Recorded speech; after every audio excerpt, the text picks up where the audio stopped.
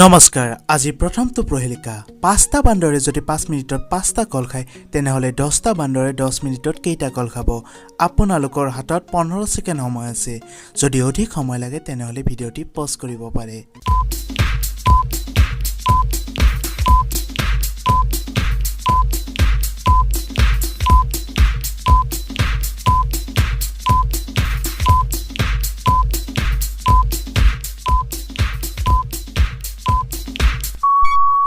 উত্তৰটি হ'ব 20টা কল খাব বলকচোন চাও কেনেকৈ এটা বান্দৰে 5 মিনিটত এটা কল খায় তেনেহলে সেই একেই বান্দৰটোৱে 10 মিনিটত দুটা কল খাব ইয়াৰ পৰা ক'ব পাৰি যে 10টা বান্দৰে 10 মিনিটত 10 * 2 = 20টা কল খাব আজিৰ দ্বিতীয়টি প্ৰহেলিকা কুকুৰ আৰু শিয়ালৰ ওজন 10 কেজি শিয়াল আৰু হৰিণাৰ ওজন 20 কেজি যদি হৰিণাৰ ওজন 16 কেজি হয় তেনেহলে কুকুৰৰ ওজন কিমান কেজি হ'ব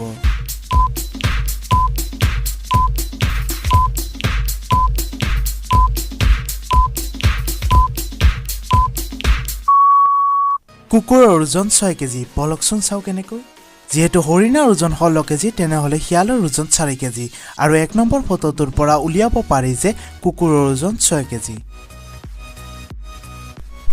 আজিৰ তৃতীয়টি পাজলছ 1 নম্বৰ সমীকৰণটিৰ উত্তৰ যদি 6 হয় 2 নম্বৰ সমীকৰণটিৰ উত্তৰ 1 হয় তেনেহলে 3 নম্বৰ সমীকৰণটিৰ উত্তৰ কিমান হ'ব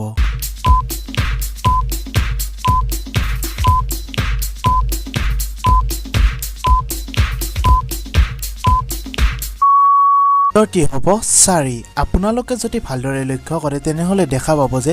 প্ৰতিটা সমীকৰণৰ কটাকটি কৰা বিন্দুবোৰৰ যোগফলেই হৈছে উত্তৰটো অন্তিম অৱস্থাত আপোনালোকৰ বাবে এটি ধুনীয়া হাতৰ লৈ আহিছো আগৰ আখৰটো বা মাজৰটো নকও যা শেষৰটো ছ হাতৰটো ক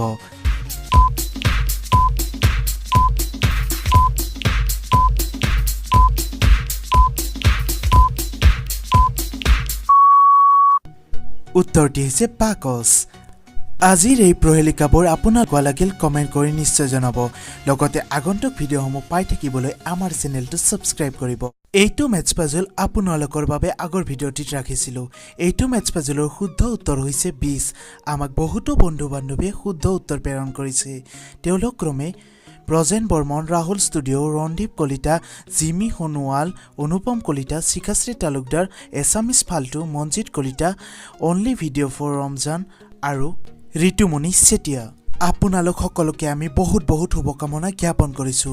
লগতে আগন্তুক ভিডিঅ'সমূহত আমাৰ লগত জড়িত থাকিব বুলি আশা ৰাখিছো এতিয়া আপোনালোকৰ বাবে এইটো মেথছ পাজলৰ যিসকলে শুদ্ধ উত্তৰ দিব পাৰে তেওঁলোকৰ নাম আমি অহা ভিডিঅ'টিত উল্লেখ কৰিম তেনেহলে আজিলৈ লৈছো বিদায় অহা ভিডিঅ'টিত লগ পোৱাৰ আশাৰে ধন্যবাদ জয় আই অসম